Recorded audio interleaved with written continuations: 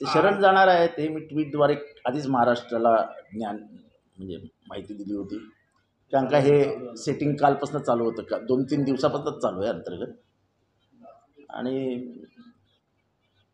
म्हणजे ज्या अर्थी तो शरण जातो त्या अर्थी जेव्हा कुठलाही मोठा गुन्हेगार सरेंडर होतो, शरण जातो, तेव्हा त्याच्यात काहीतरी सेटिंग झालेलं असतं. हे काही म्हणजे ज्याला मुंबईचा सगळं बघितलं 30-35 वर्षाचा इतिहास, त्यांना बरोबर समजतं की कोणाला पकडला, कोणाला सरेंडर केला. शिवाने तो स्वतःहून सांगतो मी सरेंडर होतोय, हे बरं आहे. इतका दिवस मात्र का लागला पोलिसांना? अपयश आहे का? हे सगळं सेट करायला लागतं ना, हे सगळं सेट करावं लागतं. काही गोष्टी पुसाव्या लागतात, काही गोष्टी सांगाव्या लागतात, काही गोष्टी कळवाव्या लागतात. म्हणजे आपल्याला पाहिजे तसा गेम कसा फिट करता येईल हे करताना हे सगळं करावं लागतं. पण सर फरार होते ते आणि आंदोलन करायला लागले, मोर्चे काढावं लागले, तुम्हाला देखील त्या ठिकाणी जाऊन आवाहन करायला लागलं पोलिसांना की कुठे आहेत ते नेमकं शोधावं. काय सांगायला संदर्भात? असं आहे की आंदोलन करावं लागलं म्हणजे काय, माणुसकी सोडली नाही, असं इतक्या क्रूर पद्धतीने हाणलाय त्याला, मारलाय त्याला की. आणि स्वतःचा तो काय बोलतो वाल्मिक कराड, माझा काय संबंध बोलतो, माझा खंडणीतही संबंध नाही, खून तर दूरच राहिला. म्हणजे तो खुनाबद्दल काही बोलत नाही, उलटा तो मोठा फिलॉसॉफर सारखा सांगतोय की ज्यांनी केलंय त्यांना शिक्षा झाली पाहिजे. मोठा फिलॉसॉफर आहे ते. म्हणजे ते थोर तत्वज्ञ वगैरे असतात ना, त्याच्यात आता वाल्मिक कराडचं नाव लागलं. पण आज शरण जाणार होते आणि त्याच वेळेस त्यांनी एक व्हिडिओ पाठवलेला आहे की यामध्ये माझा संबंध नाही, जर मला चूक जर सापडली तर मला जी तेच ना की ह्यांची चूक सापडली म्हणजे अजून यांच्या किती चुका सापडायच्या. बापू अंधळेच्या केसमध्ये याला का नाही अरेस्ट केला पोलिसांनी? 307चा आरोपी येतो, बाकी सगळे आरोपी जेलमध्ये जाऊन आले ना, मग याला का नाही अरेस्ट केला? आणि ज्या केस पोलीस स्टेशनला सरेंडर होतोय त्या केसमध्येच महाजन नावाचे इन्स्पेक्टर आहेत जे तुमचे त्या आंधळेच्या मर्डर केसमधले तपासी अधिकारी आहेत. हे असे संबंध जोडता येतात इथे बसून.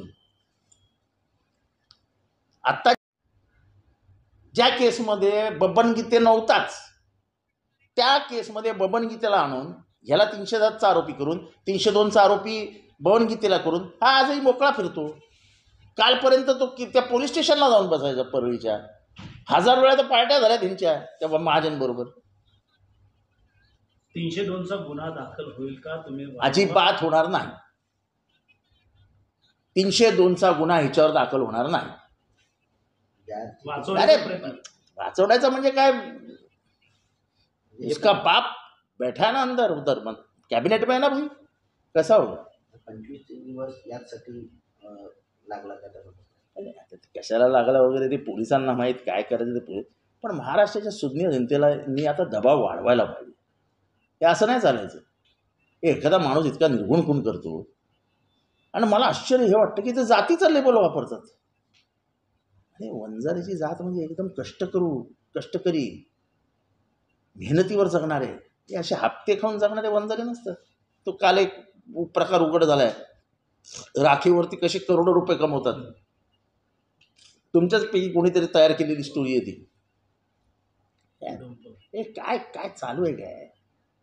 त्या रामकृष्ण बांगर, मी एवढं बोंबलून सांगतोय, त्यांना नाही बोलवलं की काय तुमचं बाबा तुमच्यावर काय आरोप झालाय. खरं तर मायार का इथनं लोकप्रतिनिधी बोंबलून सांगतोय रामकृष्ण बांगरांना त्रास झालाय, त्यांच्या संस्था ताब्यात घेण्याचा प्रयत्न झालाय. औरंगाबादला काल मला फोन आला, औरंगाबादला एक कॉलेज ताब्यात घेण्याचा प्रयत्न केला. आम्हाला लोक सांगतात पण पोलिसांना सांगत नाहीत. काय ते म्हणत साहेब काय करणार? जे लोक आहेत ते तुम्हाला मेसेज करतात, त्यांचा चॅट देखील तुम्ही ट्वीट केलेला होता. हे बघा, मी चॅट मुद्दा म्हणून ट्वीट करतोय की किती माज आहे, किती माज.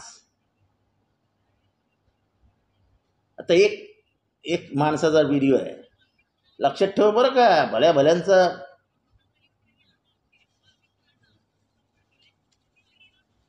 धमकी वारंवार येत आहेत. म्हणजे सगळ्यांनाच धमक्या देतात, लक्षात ठेवा बरं का. चांगल्यांचा असं मग गॉगल वगैरे असा काय त्याचं नाव पण आलंय माझ्याकडे. तर ज्या अर्थी विरोधकांची संख्या कमी आहे त्या अर्थी विरोधकांना दाबण्याचा प्रयत्न. नाही, हे विरोधक वगैरे नाही आहेत. असं आहे की तो काय आमच्या पक्षाचा नव्हता. संतोष देशमुख हा बीजेपीचा आहे, पण पक्षाभिनिवेश बाजूला ठेवून आम्ही त्यांच्यासाठी का लढतो आहोत? तर माणुसकी जिवंत ठेवायला. तो त्या पक्षाचा आहे, मरू दे असं नाही म्हणा, कुठल्याही पक्षाचा असो. पण त्याच्यावर अन्याय झाला असेल तर त्याच्याबरोबर उभे राहा, काय फरक नाही पडत पक्षपेक्षा.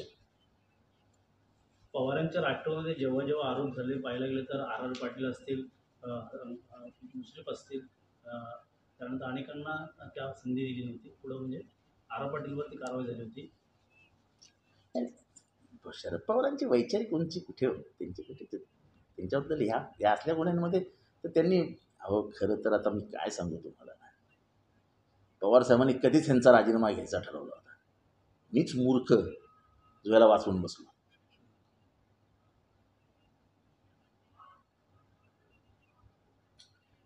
दादांनी पावलं उचलत नाही याच्या मागचं कारण काय? मंत्रिमंडळात असून सुद्धा असं आहे की दादांनी पावलं उचलली नाहीत किंवा ना, पण दादांनी ह्याचा विचार करायला पाहिजे होता की आपली बहीण अशी विधवा झाली असती तर आपण काय केलं असतं. प्रत्येकाने हा विचार करावा महाराष्ट्रात. तिथे ती सोमनाथ सूर्यवंशीची आई रडते, आपला भाऊ असा रडत बसला असता किंवा आपली आई अशी रडत बसली असती आपल्या पोराच्या मृत्यूच्या धक्क्याने, तर आपण काय केलं असतं. आपण विचारच करत नाही. सोमनाथ सूर्यवंशीचं प्रकरण आठवतं तरी काय आपल्याला? आठवतंय? लक्षच नाही आपलं. आपण स्वतःच्या जीवनशैलीत एवढे मशगूल असतो की कोणी मेला काय, तडफडून मेला काय, खोटं बोलले काय. सोमनाथ सूर्यवंशी मेला कसा हा प्रश्न मी विचारून दमलो. मेला कसा, कुठे मेला, काहीच सांगायला तयार नाही. असं आहे की ह्याच्यात जे लागे बांधतात ना हे फार डेंजरस आहेत, हे मला समजतं. आणि एवढं मोठं आर्थिक साम्राज्याचं असे जुळवणी आहे की दिवसाला 10-20 कोटी रुपये येत आहेत, जात आहेत. म्हणजे आता काय माहीत पोलीस काय काय खणून काढतात. मैत्रीपोटी एक हिला 200 कोटी रुपयाचं जमीन, इथे बंगला, इथे गाडी, पोराकडे गाड्या बघा तिथे.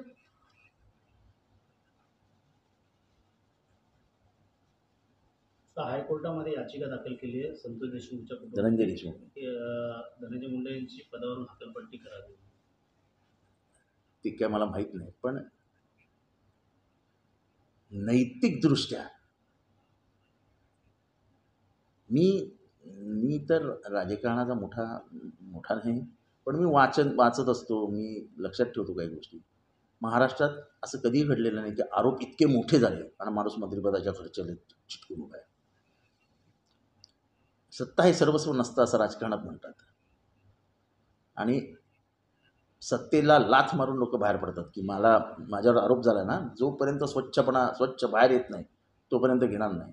मला आजही आठवते आहे की झी टीव्हीच्या ह्याच्यावर हल्ला झाला होता भुजबळांच्या काळामध्ये. भुजबळांवर आरोप होत होते आणि झी टीव्हीने एक बातमी दाखवली होती आणि काही भुजबळ समर्थकांनी त्याच्यावर हल्ला केला होता. साहेबांनी भुजबळांचा राजीनामा घेतला होता. भुजबळ साहेबांचा तेव्हा ते भुजबळ साहेब आहेत म्हणून त्यांचा राजीनामा घेतला नाही असं झालं नाही.